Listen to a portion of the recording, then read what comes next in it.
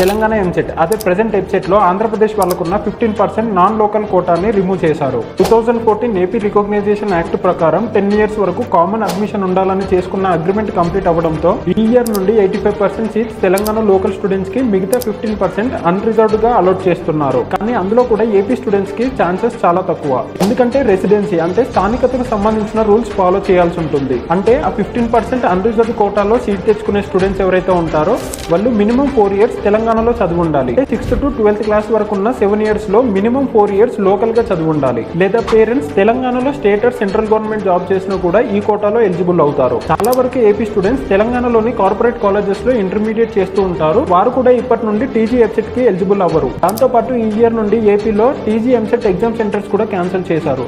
దీంతో ఆంధ్ర స్టూడెంట్స్ కి తెలంగాణలో ఇంజనీరింగ్ చేయడం అనేది కొంచెం టఫ్ అయిపోయింది. ఆల్రెడీ ఈ రీజన్ వల్ల ఈ year 44,000 AP students TG EAMCET exam కి అపియర్ అవ్వలేదు.